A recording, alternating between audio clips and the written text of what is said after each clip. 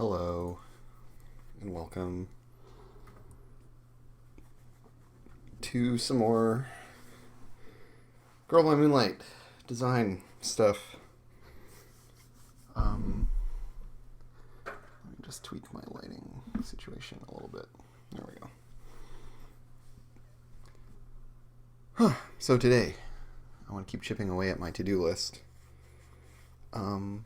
But I have made some progress, small though it was. So we got a shape for the tracks. I'm not 100% happy with it, but whatever, it's a thing. It can go in there, and that's fine. And we'll probably just do little ones of these for the XP tracks.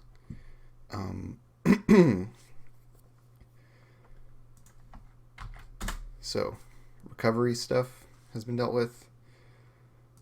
The big one for today is the Darkest Self section, and then maybe including something on player agenda, which might go in here. I think I can put the darkness bit in the bottom right. I feel like that'll be fine. And so writing this up is the big thing. And this is specific to the playbook. And so in the case of the Guardian, I think it's really important that this be like a reversal of the role as being like a protector. And this is about like turning them against the people that they were protecting. So,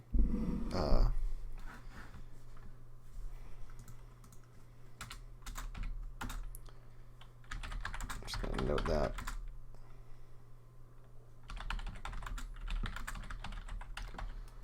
In brief there, but basically the idea is that like all the people you have sworn to protect are unworthy of your help, unworthy of that protection.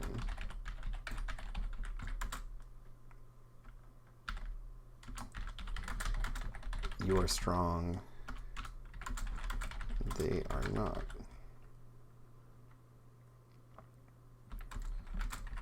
So why aren't you the one?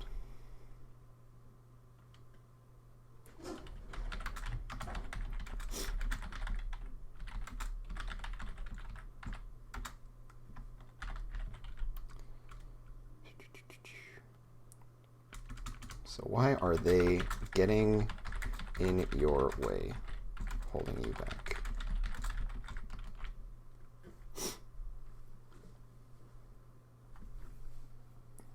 This is kind of the like short version. Where's my copy of Monster Hearts?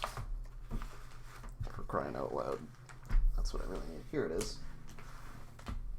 I want to read some Darkest Selves from Monster Hearts.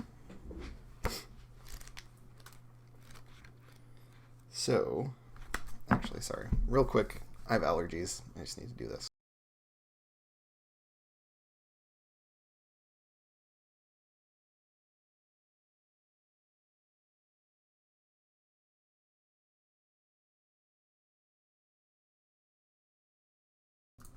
Sorry about that. Okay, so we want to get zoomed in on our stress boxes.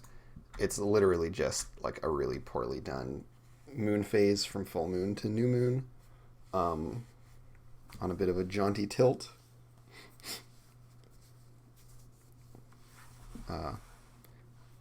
Certainly not final copy on that, but the idea, yeah, being that the new moon is when things go all fucking dark and nasty and messed up. Yeah, might be a little bit heavy-handed, but whatever. So that's that, and then we're in here writing essentially our equivalent to a Darkest Self from Monster Hearts. But I want to read some of those, and I believe they're included.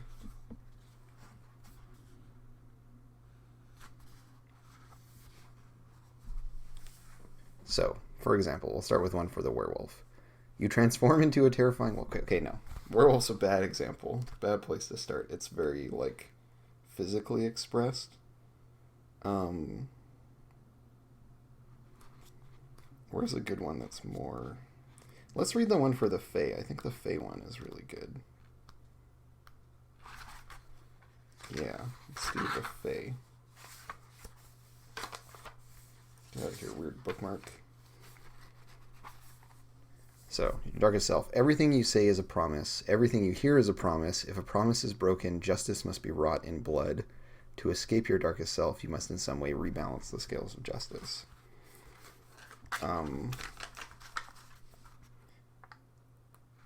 Right, so that one is really... It's not like you turn into a different physical thing. Your perspective shifts in this really significant way. The Chosen. None of your friends can help. They're not strong like you. You need to chase down the biggest threat imaginable immediately and alone. Any challenges or dangers that you encounter must be faced head on, even if they might kill you. You escape your darkest self when someone comes to your rescue, or you wake up in the hospital, whichever comes first. So stuff kind of like that. These sort of like directives for play that signal like a dark shift in the character. In Monster Hearts, they have like fictional triggers. Avery, she has put fictional triggers in that allow people to escape their darkest selves. I'm not sure if we want to have something like that, where it's like when you satisfy these conditions, then you escape your darkest self. I feel like obviously there needs to be some way to get out of it once you're in it. I think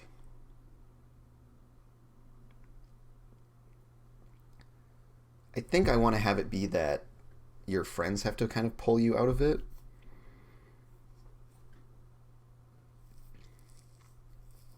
And I'm not entirely sure what that looks like. I think it looks like essentially doing a score that's about fixing you. Like you get to kind of be the center of an episode, or like the people who have succumbed to darkness collectively, if it's like more than one.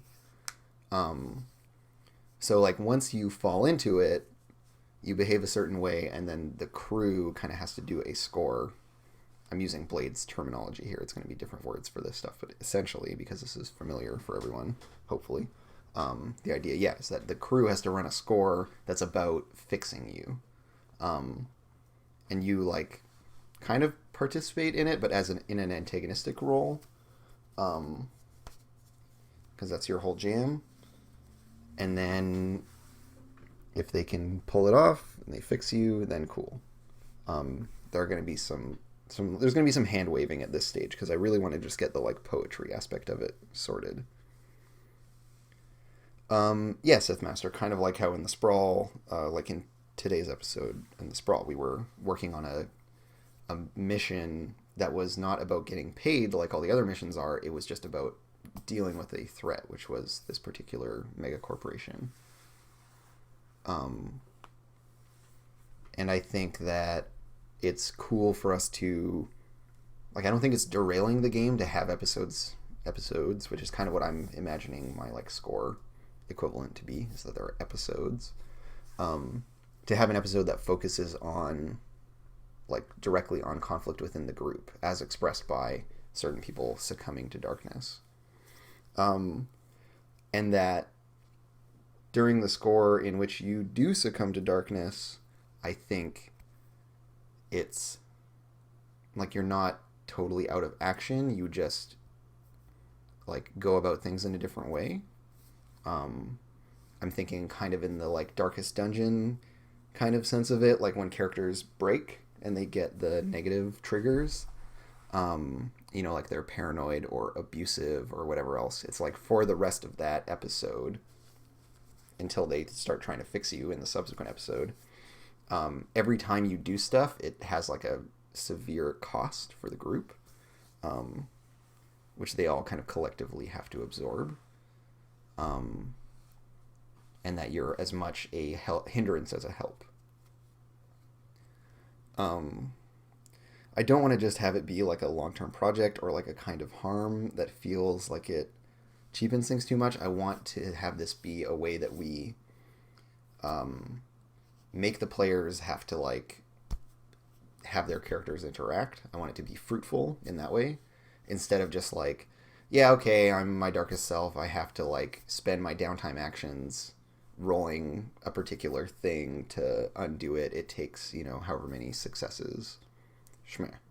Right? Like that boils it down into too much of a like small mechanic that is really for eliding the thing, whereas I want this to actually really be a point of focus when this stuff happens. And obviously, if like the whole crew succumbs to darkness, then that's a whole different story. I think then everyone's just toasted. Or they like become antagonists for a new set of characters or something like that.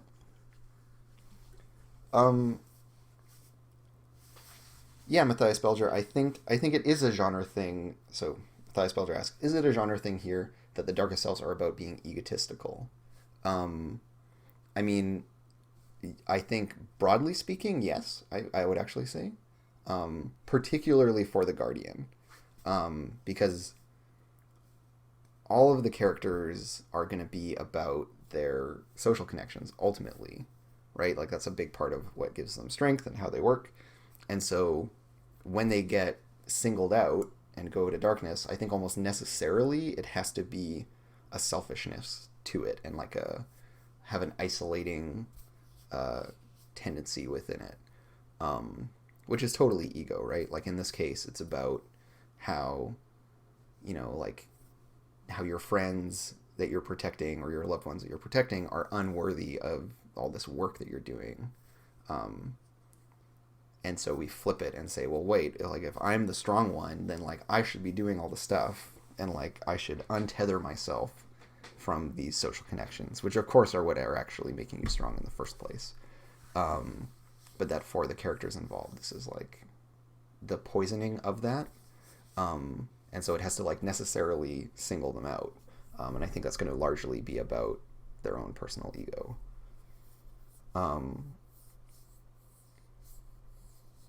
And yeah, like playing into this is definitely going to be like an XP trigger. When you're actually in your darkest self. So at the end of the session, you can earn rewards for playing into it.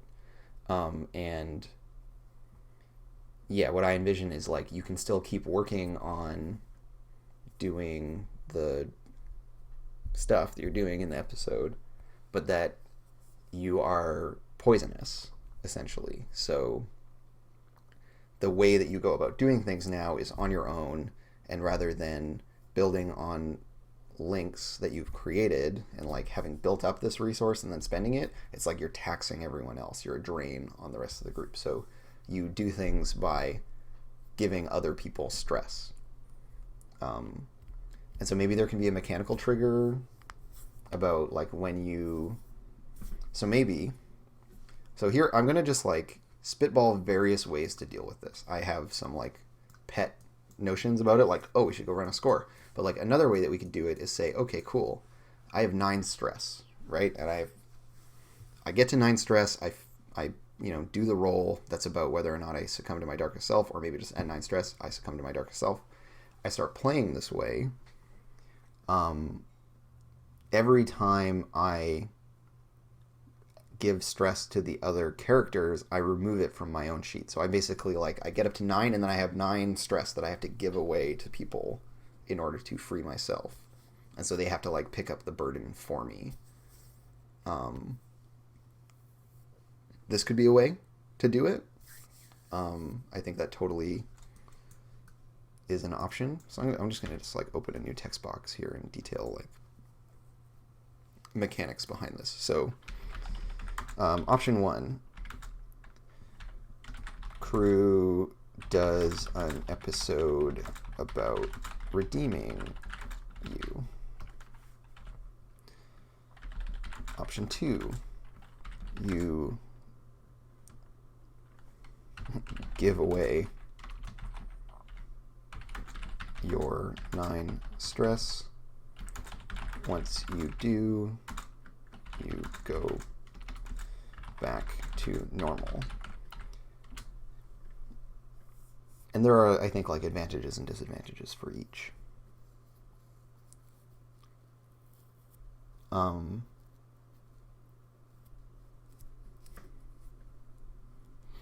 mean, there are playbooks for like more antagonistic friend characters, right? Like, or like members of the team, but ultimately everyone still works together.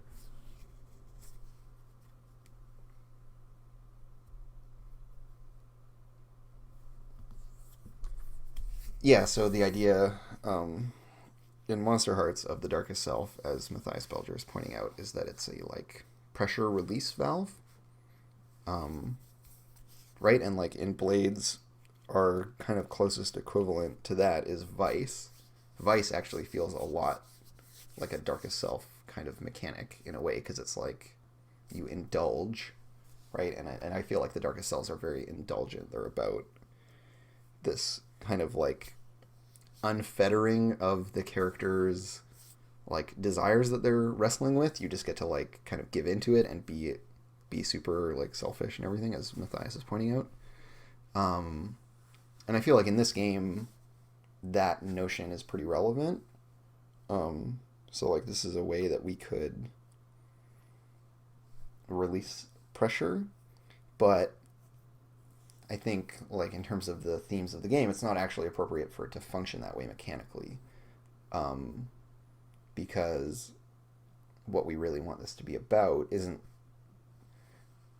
like in Monster Hearts. It's kind of a climactic, like almost like celebratory moment when you get to do it, because the game is about being a monster. This game is about, you know, being a magical girl, which means that our emotional highs, or like our most intense moments, also want to be coming from this other thing where we're being nice. Monster Hearts is not a game about being nice ever, until you get the like growing up moves, and then kind of sometimes you can do it, but mostly it's a like, you know, a game of watching things spiral out of control. And so the Darkest Self is like a way to play into that more, and to feed the spiral. I don't necessarily want to do that because we're all interconnected. So if one character spirals super hard, they drag everyone else down with them, and that's going to be very hard on the group.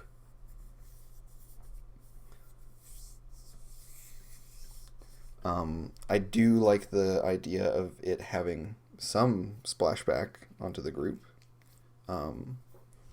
I'm still mostly on board with option 1. I feel like it's pretty interesting. We run into some like edge case issues with option 1.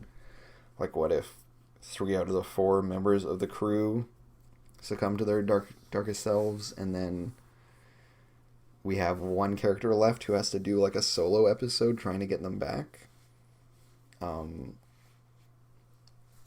Although option 2 has its own problems, right? Because if we're giving away our 9 stress and the game is also giving us stress in other ways, then it's like that one person giving away their stress can just like murder the whole party essentially, right? Like that could be a very rapid endgame trigger, given that there aren't lots of ways to easily dump tons of stress. That's not really how the game works. So I also feel like we really need to be really delicate with mechanics where you give stress to other players, because stress is supposed to be something that's contained and that they have control over. And so removing that could be really disempowering to the player at the like player level.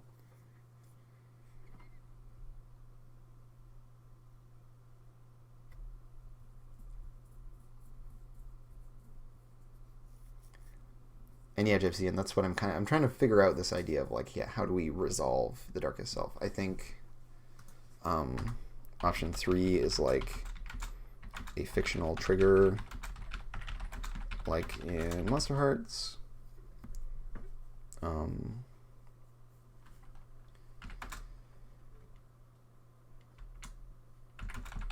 Likely performed by another PC to bail you out, and that might vary depending. So like an example of option three would be like our fictional trigger for the Guardian would be like you escape this. You escape your darkest self when someone who you thought was weak proves that they are strong and ends up protecting you or something like that, right? Yeah, two feels a little bit too nasty. Um, the numbers game of it is a little bit scary. Like maybe for every three stress you give out one, so then you're only giving out a total of three stress to your whole rest of your crew, and then you're less likely to have this.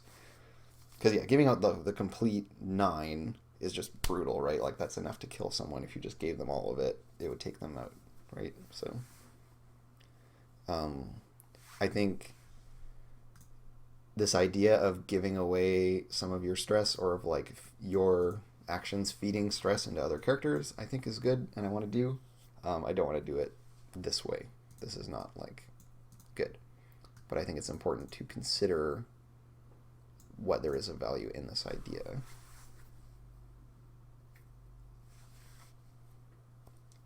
Option one presents certain difficulties in terms of like the structure of play, right? Like this is very rigorously prescriptive.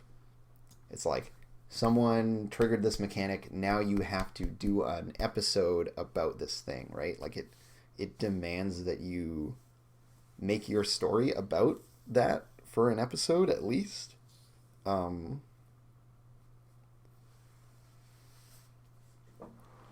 right where this becomes like a score. There's a part of me that really likes it because I want to have the game take the helm a little bit more in terms of setting like pace and scene framing and stakes, stuff like that. But I don't know for sure that this is great. Um, yeah, and I mean, it's not like someone becomes their darkest self. We immediately stop everything and go do this other score, right? Like, there's definitely going to be room for people to just hang out in their darkest selves for a while. Um, at the very least, I want to force some kind of player action that is an interaction between multiple players in order to solve these problems. So the fictional trigger with the caveat that it is performed by another PC, I think is really important. But part of why I like option one is that yeah, I want to be able to, as the game designer, be like, hey, pace your game like this. This is what's important. Here's why it's important. Um, it is so important that you do this first before you do anything else. Um, because I don't really like the idea of my group of four magical girls all in their darkest self, all just going off and like, you know, murderizing the bad guys while being all selfish and edgelordy. I feel like that is not okay. That runs very contrary to the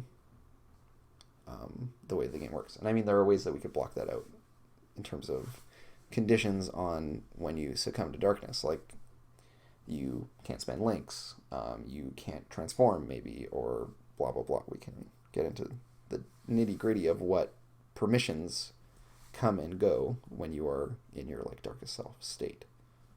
Um,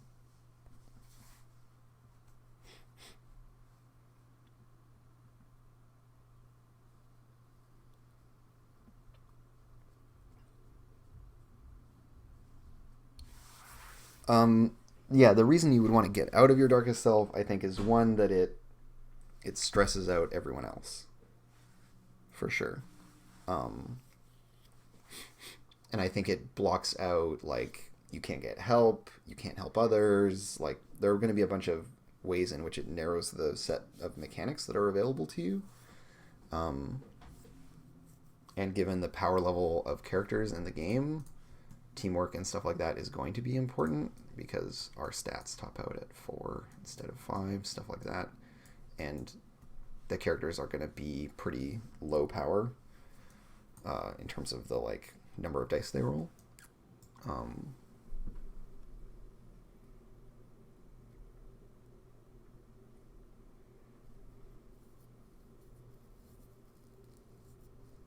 Maybe doing an episode takes off more stress than the fictional trigger. Yeah, like there's like you can try to solve it in a very focused, directed way where everyone pitches in, or you can kind of try to like work it into your existing story, but it'll be less effective.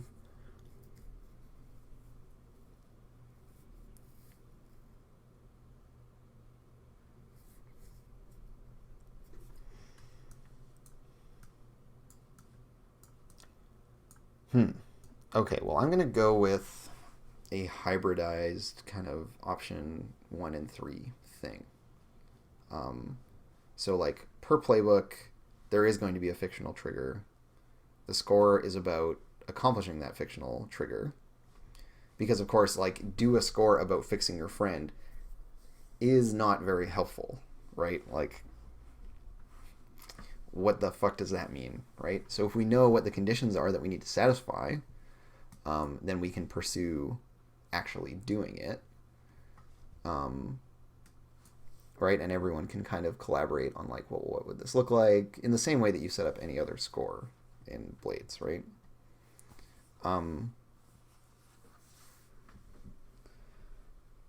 So we still need to have this fictional trigger thing. It's still very important, even if we're doing option 1. Let's talk about possible consequences of being dark.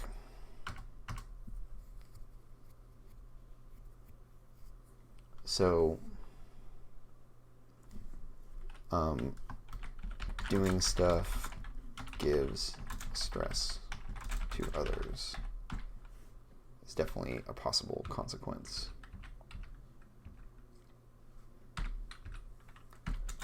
Let's do a list like this. I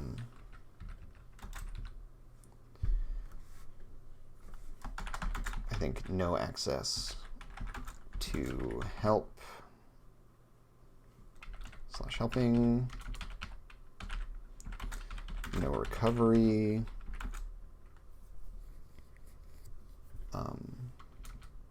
yeah, like not being able to have people do the usual suite of support moves, I think is a good way to go. So like if you're injured, you're stuck being injured until you get out of your darkest self. If you are struggling to get the dice you need to accomplish something, well, too bad, you're on your own.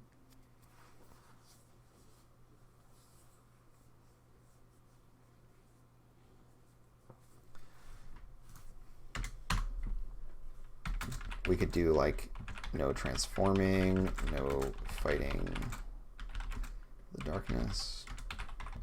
This one I'm less keen on. I think there should be some room for people being in edgelord mode and still getting stuff done. I just like the idea. Maybe it just costs you very severe.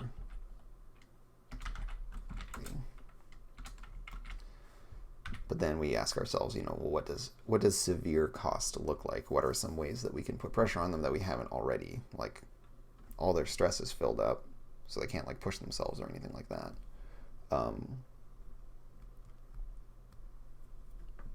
Yeah, like what can we actually take from them? We can like hurt and kill their character. We can make it spill over onto their friends.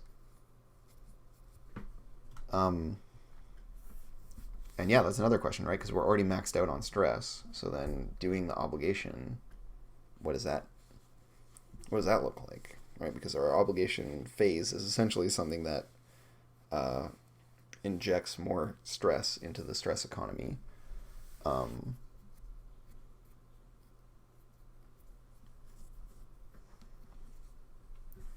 mean, I like the idea of them becoming toxic.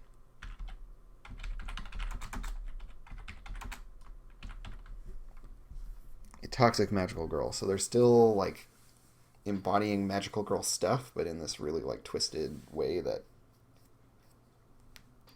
makes everyone else suffer and hurt. And that is very like selfish and self-absorbed.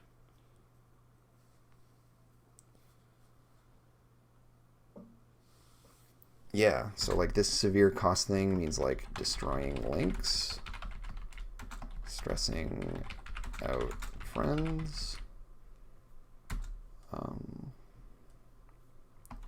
What resources can we tax?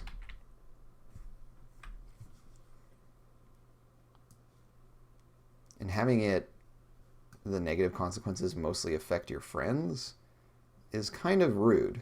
It's very rude. It's very disempowering for your friends. We kind of want to regulate, the extent to which you could just be shitty to your friends at the table. I don't want the game to have a troll mode.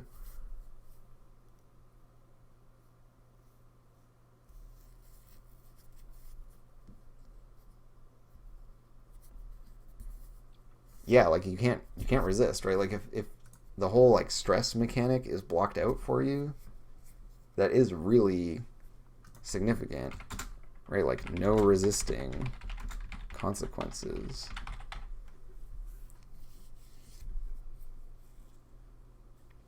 This is not an insignificant thing. It means that all harm that comes your way, you just get the whole harm, or all your relationships can fall apart and you can't do anything to stop that from happening. So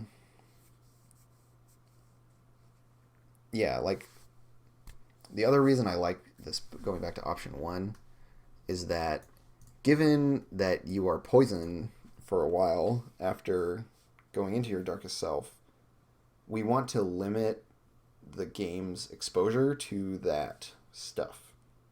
And so having it only be able to last essentially as long as one episode, the remainder of whatever episode you trigger it in, that means that we have a clear time limit on how much damage you can do, right?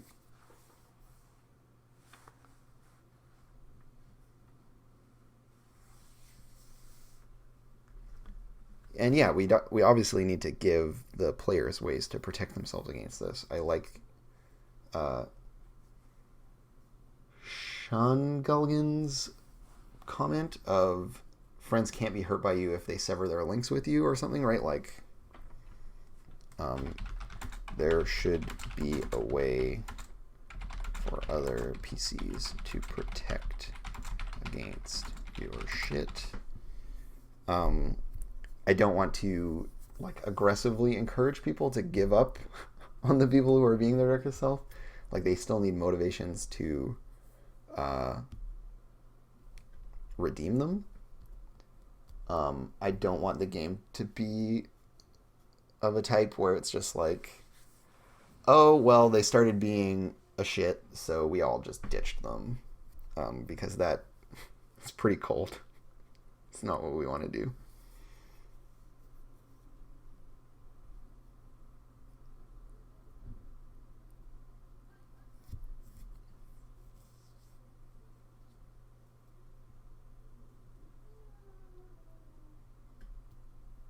Yeah, I think we could take some inspiration from Apocalypse World's new death rules, right? Of like when life becomes untenable, a thing happens, but the game just doesn't quite function the way Apocalypse World does, right? Like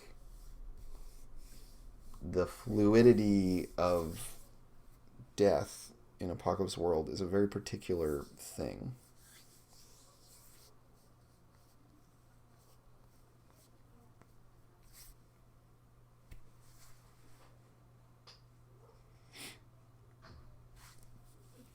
It's a pretty broad topic overall. Rewrite your bonds with the darkest PC. I mean, it's also important to remember that this is all a temporary state, in theory. Um, and so we want this to not be too destructive, because it will like really derail things. I don't want to make this so punishing that no one will ever let it happen. Um,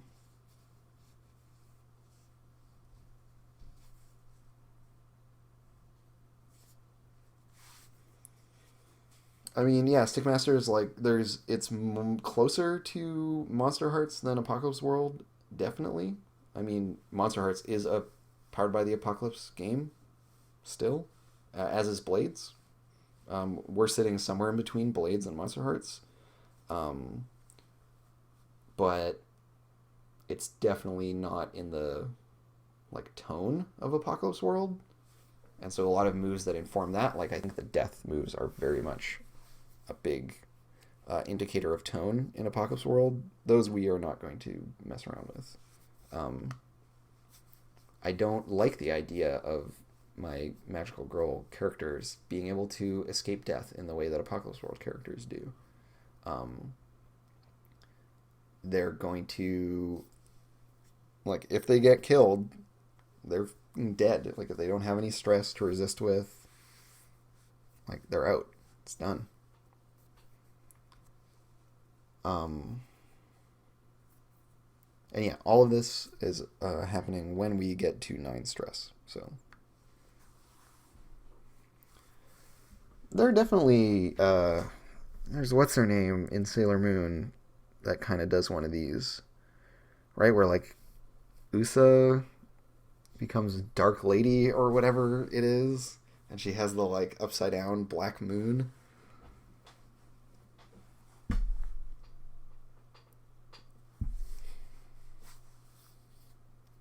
And like that's a big it becomes a big focus of the show once she is that way, because the whole point of the show is that everyone cares about each other, right? Um, I I would never want to put the players in a position where the best thing they can do is give up on this particular party member. They don't all do it wholesale in the source material. It's not like Mercury, Mars, and Jupiter all just go fucking AWOL one time. To my knowledge, that's not a thing. So, but the source material is more controlled. It has one voice writing it, and so things don't happen by accident in Sailor Moon, right? Everything is scripted.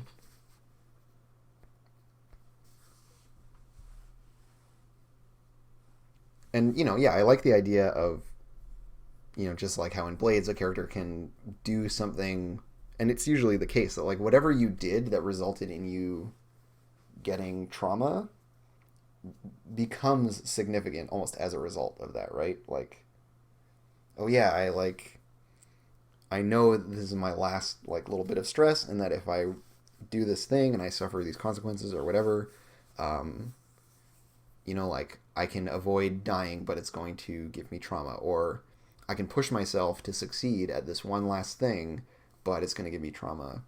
That kind of stuff I think is still really rad, and I'm all for like we defeat this thing, but it comes at the cost of like one of the characters becoming their darkest self. That kind of stuff is awesome. Or like I save you, but it means that I fall to darkness.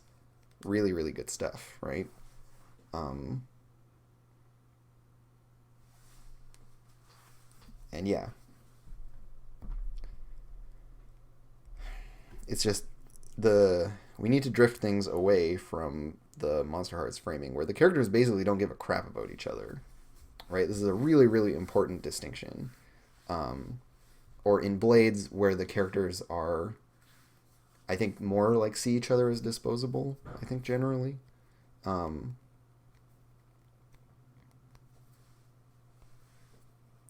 yeah, Mad Piero, I think the Darkest Selves are going to be powerful in some way. In fact, here's an idea. Here's an idea that I like. While in Darkest Self, remove stress to do cool shit, but when you run out, rip. So once you're in your Darkest Self mode, you have 9 stress to spend, and there will be some stuff you can spend it on. Should you ever spend all of your stress, your character fucking dies, or becomes, or you're just like, you hand over your sheet to the GM, and you're just like, cool, I'm officially a villain now, right? Like, this is you have 9 stress worth of like time left before you sold your soul completely. But you can cash that in for power.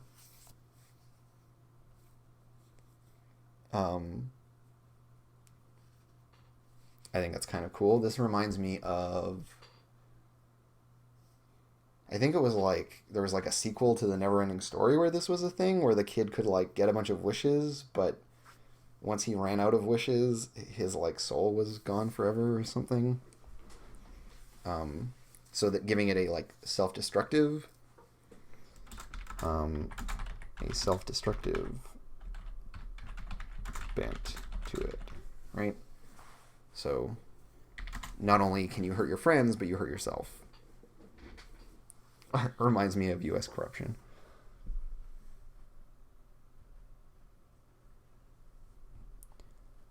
Yeah, fake Alex Blue. I don't remember exactly. This is like, I would have seen this when I was like 7 or 8 or something, like a long ass time ago. Oh, U.S. is not United States of America. It's Urban Shadows.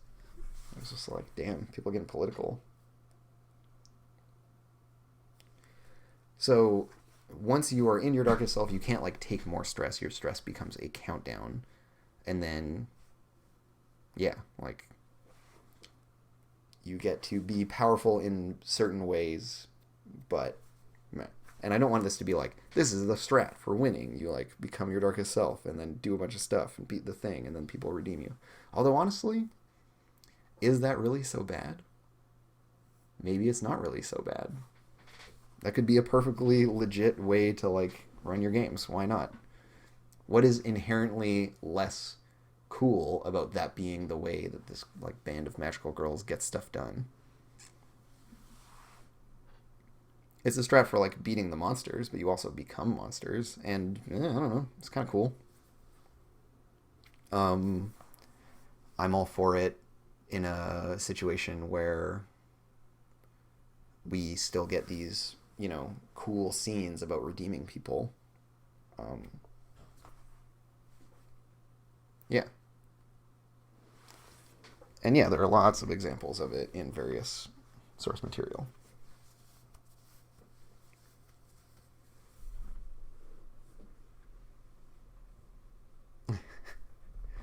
Okay, so I think this has been a very productive discussion in terms of getting some ideas about the mechanic in general. I'm going to come back to writing this particular Fall to Darkness move. I'm going to reposition my camera in a way that is a little bit more sensible. So for the Guardian specifically, right, this idea of turning her against the people she protects. So all the people you have sworn to protect are unworthy of that protection. You are strong and they are not, so why are they getting in your way, holding you back? What more do we need to add to this, and then what can be our trigger for getting out? So essentially, this directive, right, is going to be a way that you can earn XP. I'm going to add it. Actually, let's just quickly add that to the sheet here. Struggled with issues from your obligation. Fill the requirements of your promise or Darkest Self. We'll just call it Darkest Self for now. I want to give it a slightly different name because I don't want to just like straight up rip off Monster Hearts or confuse it with Monster Hearts because it works a little differently. But for now, we will use this language. So it's a way that you can play your character to earn XP.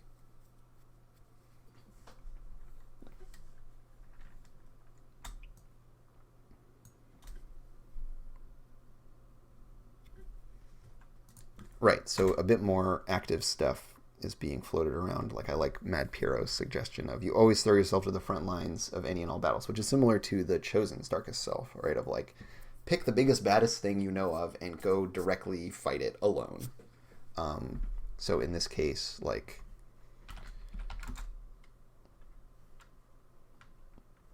So like you belong at the front, leading the fight.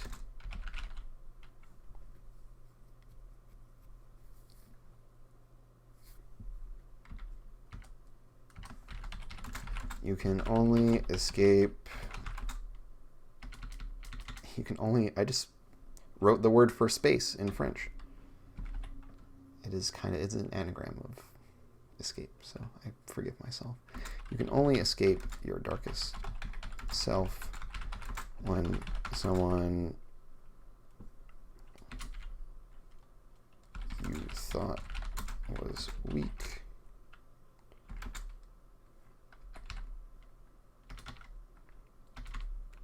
protects you.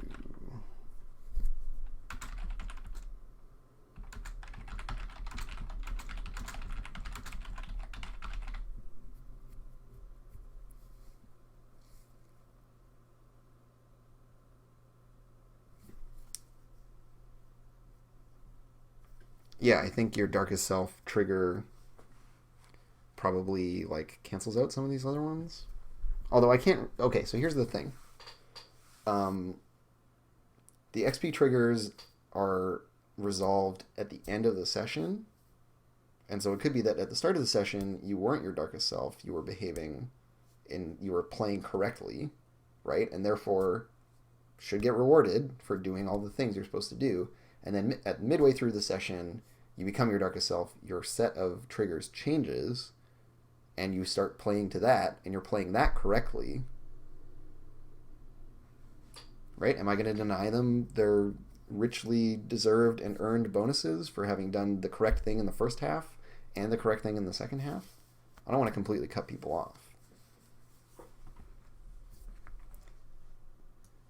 Yeah, when someone you thought was weak proves themselves to be strong, like surprises you with their strength.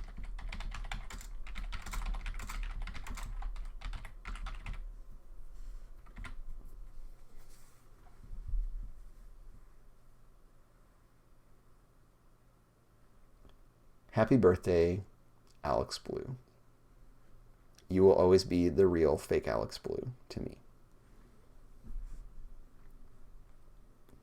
It has been your birthday for an hour. I mean, it's not your birthday where I am because of time zones, but Matt Piero, you're totally good. You want to just design this game for me? You want to collaborate with me? I invite you to do so.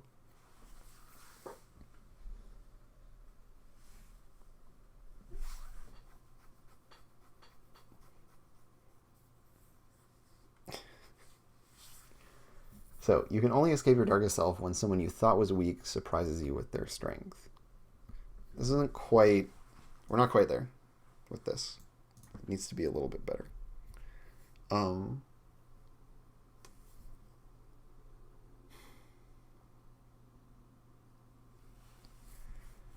Whatever, your game about urban fantasy prohibition is cool and all, Mad Piero, but come hang out with me. Help me design my game. You can only escape your darkest self when someone you thought was weak surprises you with their strength. So this is reminding me of the vampire darkest self now. Because the escape clause for that is, you escape your darkest self when you're put in your rightful place by someone more powerful than you. In fact, I'll just read the whole thing out because it's totally relevant. So, everyone is your pawn, your plaything. You hurt them and make them vulnerable for sport like a cat does with a mouse. You feed to the point of death whenever you're alone with someone, though you take your time. You escape your darkest self when you're put in your rightful place by someone more powerful than you.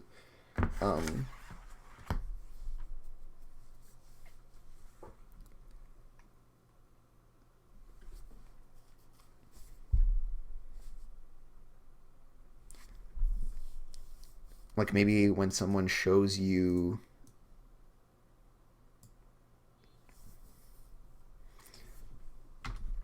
So, we're gonna step out of writing prose mode and into just writing notes mode.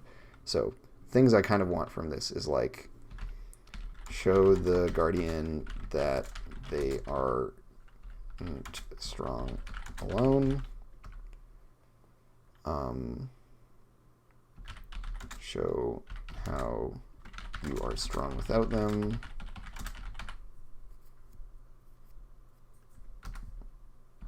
Protect them from a danger they did not foresee.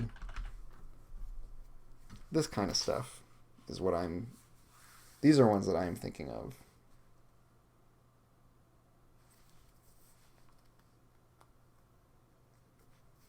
I mean, yeah, I'm excited for all your games, Map Hero. Although I take it with the wrestling game, you weren't happy with the existing wrestling games that are out there.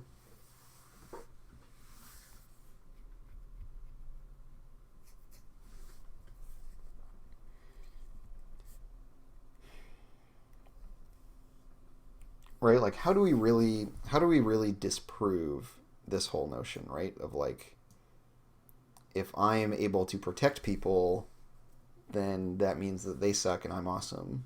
So like, for that one, it's about showing, right? Like the big thing is this one, unworthy of that protection. So, like, a way for the characters to show their value, because I don't want to necessarily have it be like, you know, I protect people by arm wrestling people, and then this person who I protected by arm wrestling other people, they go up and they arm wrestle someone. Wow, oh my god, right? Like, that's not very interesting, because it does not allow for diversity. It's just like, oh cool, they actually just totally are strong at doing this thing that I do.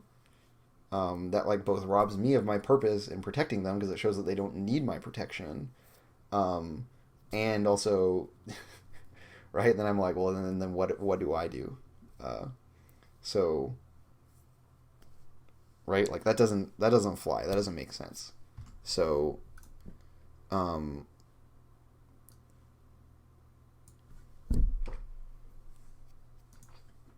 so it's not enough to just be like, I can do exactly what you do. That's not very interesting or relevant.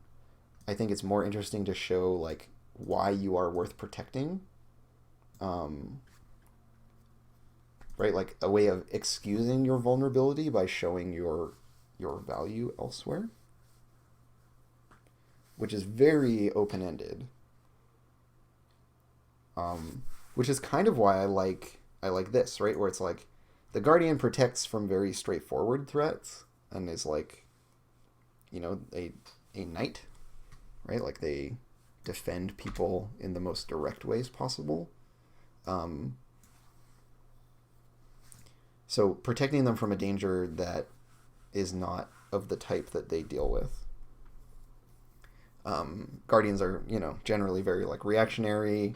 They deal with direct threats. They don't necessarily deal with weird subversive threats. They don't deal with like corruption and right, like they're strong, but yeah, like showing that strength isn't everything, as Alex says.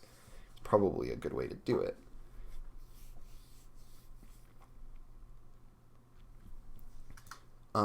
Which is kind of what all of these are driving at, right? Like show them that they're not strong alone. What that really means is it shows like show them that there are gaps in their strength, right? That they're good at these direct things, but that their strength is supported by other people, and that like there's a community that exists to make this stuff happen.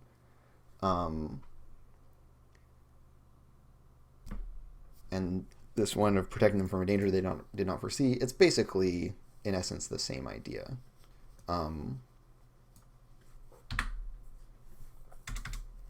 if we want to show that we are worth protecting, then that means that we have something to offer, right? You are strong and they are not can be totally true, and we can still upend this whole thing, right? So why are they getting in your way, holding you back? Again, this is like these are basically two sentences saying the same thing.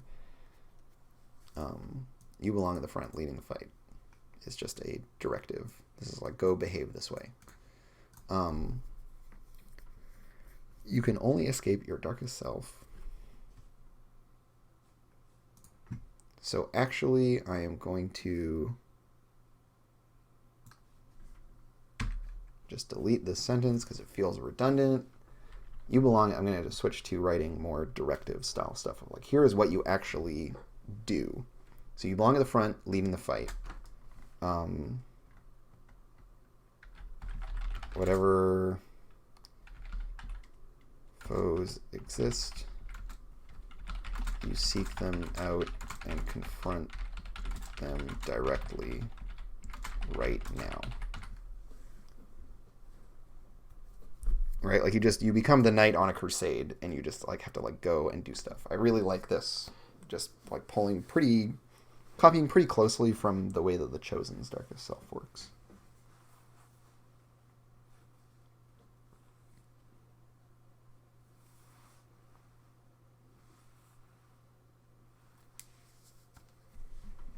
Alex is linking stuff. I'm not going to click the link. Well, I'll click the link. I'll take the bait. What are you linking me, Alex? Strong in the Real Way song. Well, I haven't watched to that season because I need to get caught up on Steven Universe. But yeah, definitely that idea.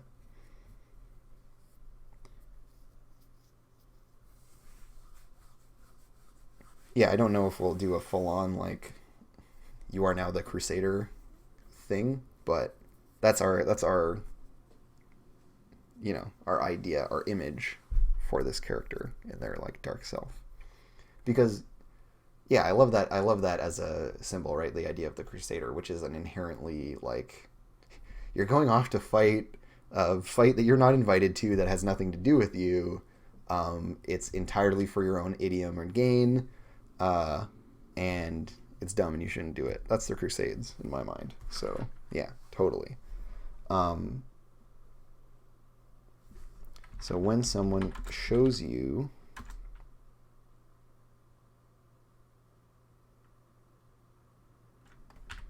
how you are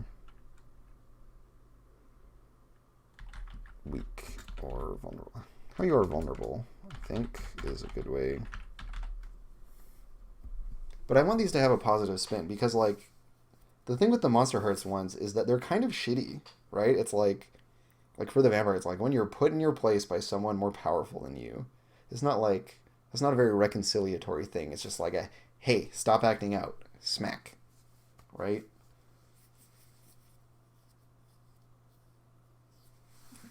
Yeah, wherever foes exist, you seek them out. That's a good one. That's a good edit, Alex. Wherever foes exist, you seek them out and confront them directly, right now. Right, so this is, yeah, because this is now about picking fights. Right? This is totally about picking fights. And it signals that all problems are to be solved with confrontation of the most direct kind.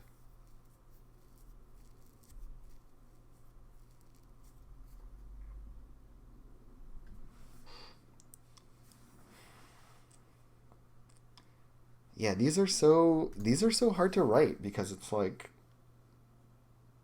you're basically writing like poetry, not like literally, but every word has to be very particular and correct, and it's very dense. Like this sentence, every word choice is really really significant, and its connotations and everything matter quite closely. So so how do we redeem this person, right? And it's about, and what is the problem we're trying to fix in their behavior? I feel like a big part of the problem is aggression, and this like alienation from everyone else, where they're like, oh, you're all weak and shitty, and you don't deserve me. When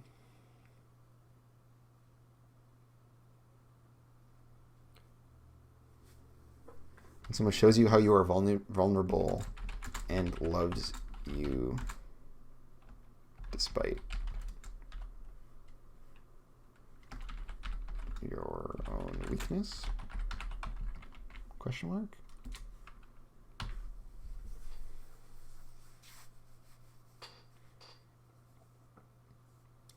I feel like it's almost like this person needs to be like forgiven.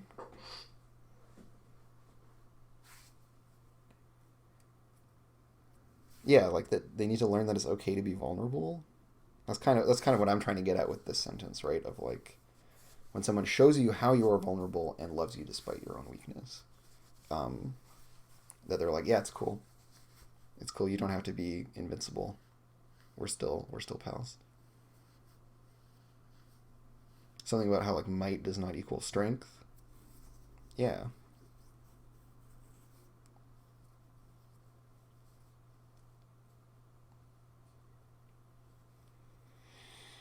I'm not 100% happy with it, but this more or less gets us there. This is more or less what we want. Um, I can revisit it for specific wording when I edit later. That's the whole point of editing. Yay. I just need to embrace like not finishing things right now because nothing's supposed to be done yet.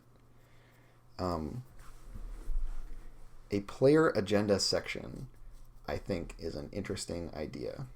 And yeah, exactly, says Master. Good enough for a playtest. That's as far as we need to get. So, let me just pull up the Blades PDF real quick. Blades sheet PDF, I should say. And I'm going to highlight exactly what we're trying to work on here.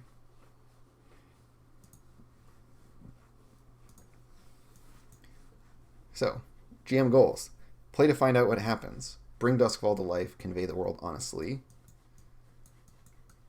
Those are all nice little reminders, right? Like, this is essentially the GM's character sheet here. And it is reminding you of these things, right? These principles. Be a fan of the PCs. Let everything flow from the fiction. Hold on lightly. These are all important bits of playing the game. These are just as important as what dice you roll, or how harm works. These are, if anything, more important. This is the real heart of the game.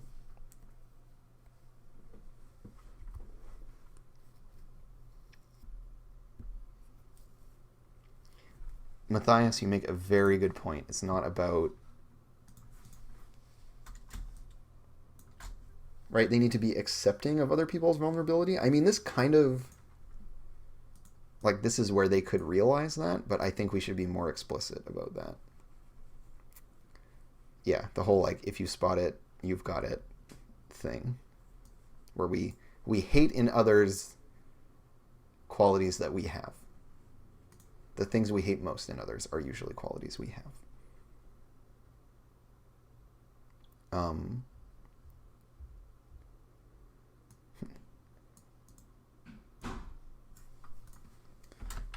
Get the Guardian to be cool with vulnerability in general.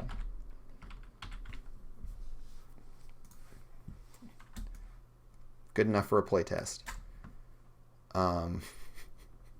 This is going to be my new mantra. So, a little section.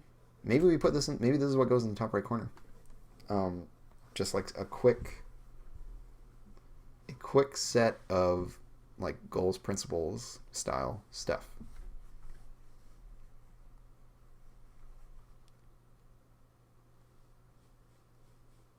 Right? Like these are more into the GM actions. This is literally the GM's version of the action ratings and rolling them, right? Because the GM never rolls dice. So we can put principles up here. I think this is a rad thing to do. So player agenda. And what is our player agenda? What are good things that I should ask players of my game to do?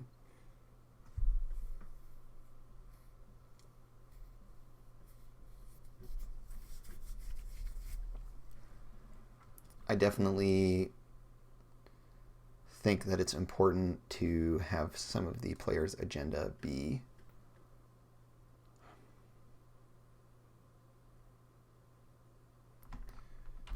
find ways to include the other PCs.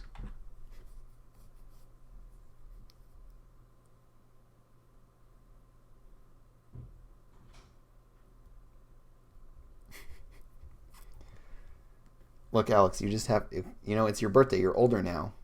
You just have to accept the imperfection of things and that you're never going to finish anything. You just have to accept that. It's important. Take it from me, a person who has never finished anything. Yeah, does anyone have any thoughts? I'm really interested to hear what you guys think in terms of like player agenda stuff.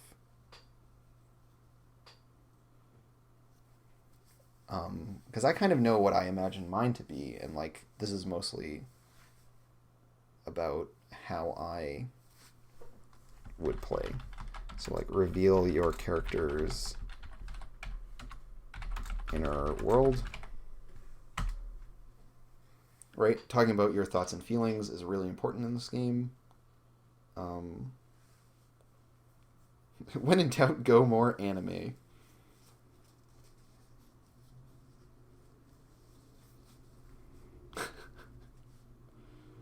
Yeah, part of the player's agenda is just to watch a lot of anime. Yeah, the whole like be a fan of the other players' characters.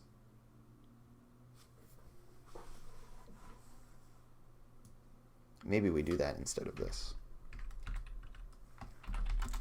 Be a fan of the other players.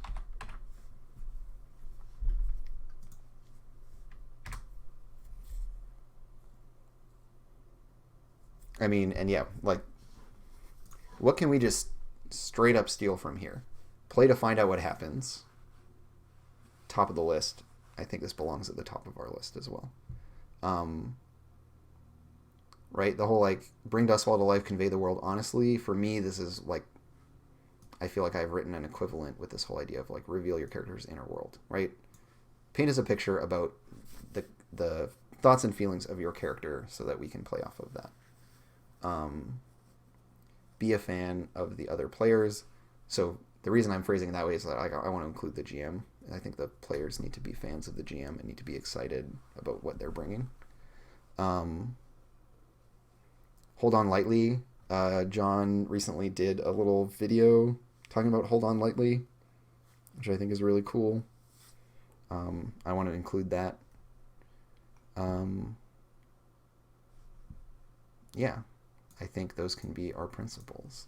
So, play to find out what happens. Be a fan of the other players. Reveal your character's inner world. I can't remember the thing I just looked at. Right, hold on lightly. It's a really good one.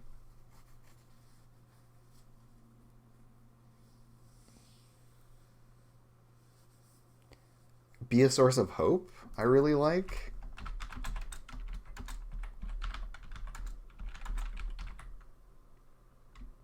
Or like, hold on to hope. Keep hope in your heart.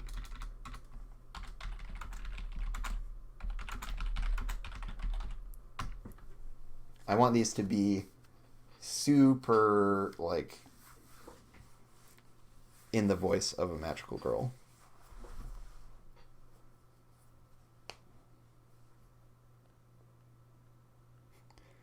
When you reach for Stardust, hold on lightly. That's great. That's what we want. So, yeah, Gypsy, and let me paraphrase. I mean, certainly go look at John Harper's video about it, because he's going to go into more depth than I will now. But the idea of hold on lightly is about having a certain kind of detachment when you're making this type of fiction, to like your character and to the story in general. I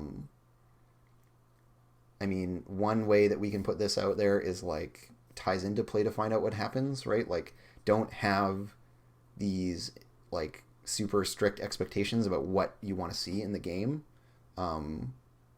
Don't be too precious with this idea of what's going to happen for your character, right? Like, be really open to the fact that things are going to change and that the whole process is fluid.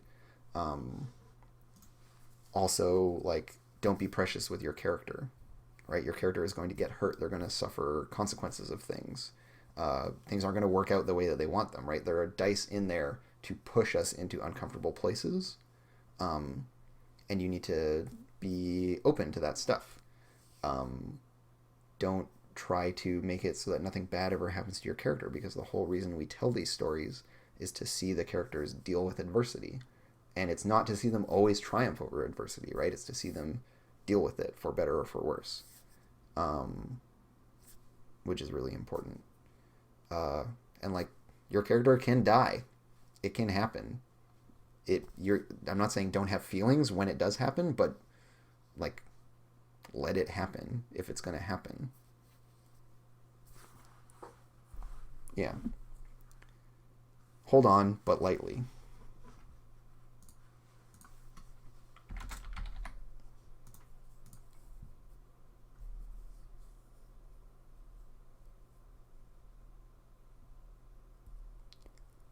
What kind of tone do you want for magical girl fighting? I mean, with that stuff, I'm pretty open ended about it. Like,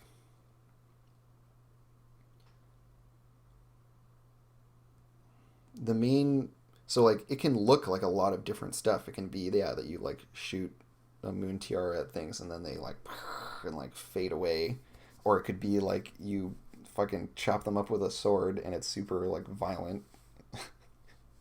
um, but ultimately, what matters most in terms of the like tone of the fighting, uh, isn't the like mechanical, like what is physically happening. To me, is not so important, but that it be one, that we are these characters who are, who are oppressed by their setting and situation, um, who are at long last empowered to do something about it by fighting literal monsters that are the embodiment of the not so literal monsters of the like specter of oppression in their life. And so it's really important to me that the combat be an emotional kind of crescendo where like we feel really good once it resolves. It can be really hard while we're working through it, and it can like be tense, um, but that it leads to a like an epiphany or whatever, right at the end, that we experience a feeling of like relief afterwards. Um, and yeah, that we're fighting because we want to fight for something in this game, and that we want to try to make things better. We're not fighting for personal gain, we're fighting to fix the world. Um, and though you might be able to accuse us of being selfish and having a vision for the world, you know, whatever that means, and whoever that might trot upon, that's what we're doing.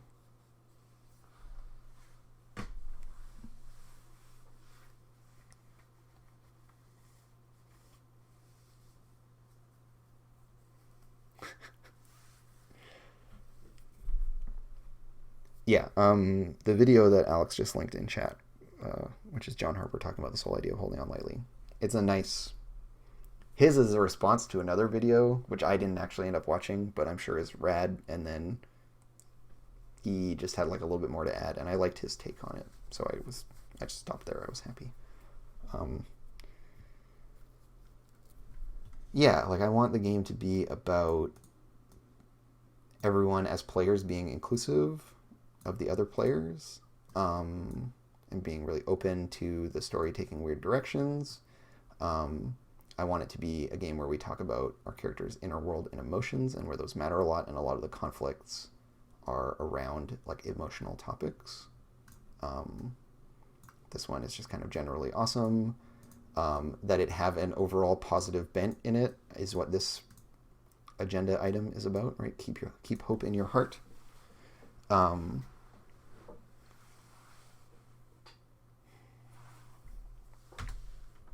but then we need to have a counterpoint to that about embracing darkness.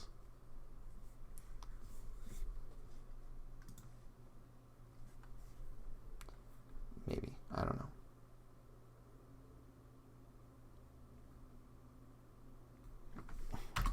Be super queer is a principle in this game. I'm not going to leave it as such, but right, it's a game about characters who are transgressive of their society's norms and values, and are in ways that are around gender expression and identity and all that kind of stuff. So,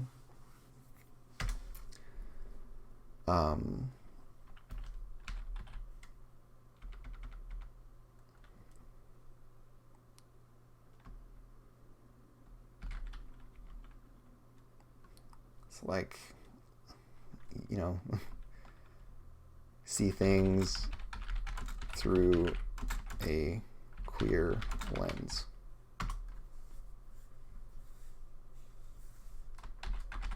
Explore the darkness. There's my tentative player agenda. First draft of player agenda. Boom. That's it right there. It needs to be smaller. It is too large. Let's go 10 point. So it fits in there.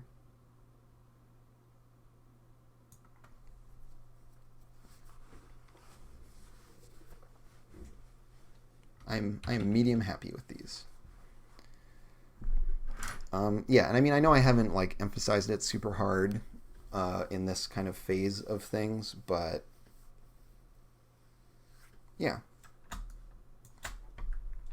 I feel like the game wants to have a very queer bent to it, and that's going to come up more in my establishing of the like expectations in the game. All right, so this is essentially some notes to myself about. So I'm just going to put this in here. Darkest self notes. And then this is going to get hidden. So on the to-do list, I'm pretty much out of stuff on this iteration of the list. So I'm going to delete all of that. We've still got some blank spaces to fill in. So what goes in the remaining blank spaces? Add rules, tidbits. I kind of envision these as being serving the function of like tooltips in video games, right? Where you can like, you've got a little short version of the rules on your sheet. I find that kind of stuff really, really helpful. Yeah, it's like part of my big picture vision for the game. Where it comes into the mechanics is a little bit fuzzy, but it's definitely going to come into the like. Okay, so here is an important point that I need to make real quick, which is like Blades in the Dark, the game. How many pages of this book are devoted to just like the rules and how it works? You know, like there are a lot of pages here. It is a like 310 page rulebook. Of those 300 pages, at least 70 of them are just setting. There's a brief section on hacking. This is only like 8 pages. This is all basically setting for the most part. There are like 4 or 5 pages in here that are sheets, but that's another like 20. So we're into the range of like 100 pages of setting. This is all rules, but there's setting splashed into all of this again. Like the how to play section is only 20 pages long, and this really covers everything you need to actually play the game. There are some, you know, if you had the sheets and this section, you're probably good to go. This stuff is mostly setting. Here are some rules again. It's like 50-50 split, I would say, of rules and then like flavor and background and setting. And that's where a lot of the stuff I've been talking about just now is going to come in, right? Is about setting up your players' expectations, and then handing them a system that will allow them to do that. But that could also allow them to do other stuff, right? Because a system is just a set of tools, and those tools might be predisposed to doing a certain thing, but as years of people playing D&D quote unquote wrong have shown, like, people are going to take a tool set and then do whatever with it. And if you want them to do the quote unquote right things with it, then you need to also prime them and get them to expect the right things and to buy into wanting to build the things that your tools are designed to build. Yeah. And like Alex makes a fair point of like, well, what's the distinction between that and the rules? And I don't think there really is one. In my like extended metaphor of like the mechanics as being tools, then this is the like instructions on how to use them. But that's all part of the game. It's just more, it's like writing big long bits of prose, and it's less mechanics focused and more like it's more big picture. But it's totally rules for how you interpret the mechanics ultimately, right? And how you adjudicate them. So like here on our character sheet, we have a set of like mechanical bits and bobs for us to use, but without the broader context of all that description, what do you use these tools to make? It's not really clear. So that's kind of some stuff that I need to write. I'm not going to do that on air because it's going to be super boring. It's just like Andrew sits in front of the computer and writes for several hours. They write 5 pages worth of ranting about how to play games. I feel like we've gotten all the real process of that stuff through all of these sessions and the conversations and the discussions that we've had. And so it's just going to be me reviewing and condensing all of that stuff into a written form. But it's basically these big picture discussions condensed.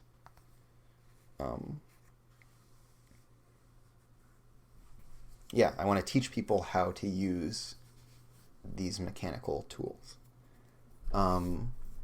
So there's a little bit of polishing left to do on the character sheet, but it's largely done, and this is certainly like playtest ready.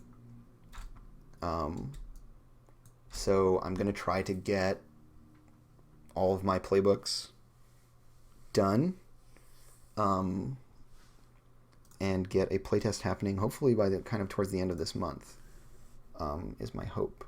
Maybe the beginning of, so what? This is April coming up, so hopefully certainly in May, having a playtest. It's kind of my current timeline. I'm going to spend some time this evening checking a bunch of these Twitch VODs into YouTube, so that folks can check those out if they miss them or are interested in checking them out, which, it's fair if you're not, but just to have that record there. And then, yeah, I'm going to continue doing this stuff, getting these set up, but for all the different playbooks, getting that broad strokes stuff lined out, and maybe writing up like a small primer, and that'll be my playtest package. So it's going to be all the playbooks, one crew sheet, and then and I have to convert my crew sheet into being kind of in this format. It's going to be a lot more fluffy. There's going to be all of the... Here, let me go grab it real quick. Where does it live? There we go.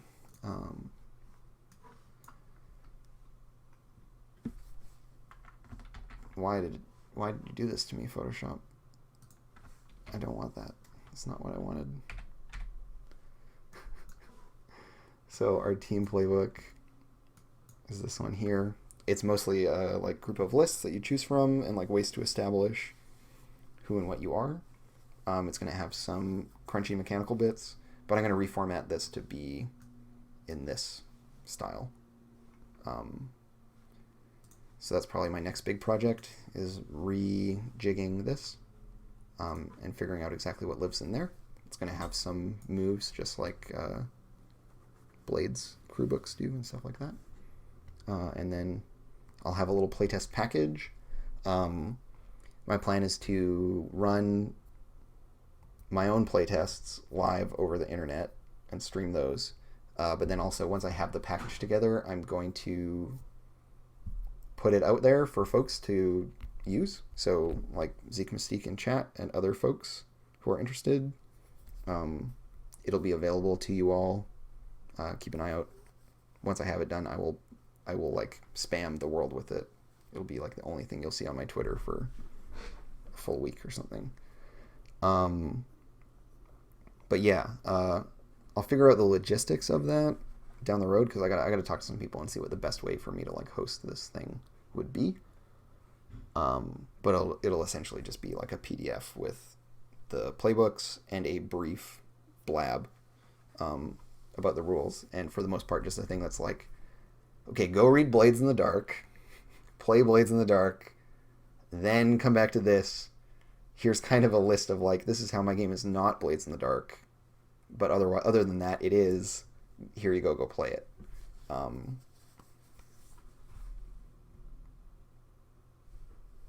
Yeah, I mean, Mad Piero, if Misbehaving is in a playable state, get it out there, get people playing it, and get feedback. The thing I'm going to request from people that playtest my game is that they either do like very rigorous actual play notes, or that they just stream it and record it and then give me a link to that, because you should do that. And then I can watch you play it and do my anthropological study of it. And I think that's going to be really, really helpful and informative to see people actually trying to like play the game and see what the problems are. And yeah, just like as much information as playtesters can give me, I am excited to get. I'm going to do a little talk about feedback when I put out the playtest kind of bundle, because I have a bunch of opinions about feedback, and this is also like a collection of like stuff I've heard other people say about feedback that rings true to me. So I'm going to do a little blurb video about like feedback and what I think of it and what kinds of feedback I think are useful, and then I'm going to send this thing out to the world. So keep an eye out for that. Follow me here or on Twitter or whatever. I'm sure that's how you ended up here in the first place. But if you don't already, do it, all 20 of you watching. For those of you who might see this on YouTube or whatever in the future, follow me on Twitter if you like this, and you'll be able to find all the information you need. Keep an eye out for playtests. Thank you for tuning in and for discussing all this stuff with me, and for your comments and feedback. They're all super helpful. I really appreciate everyone stopping by. So take care. We'll see you around.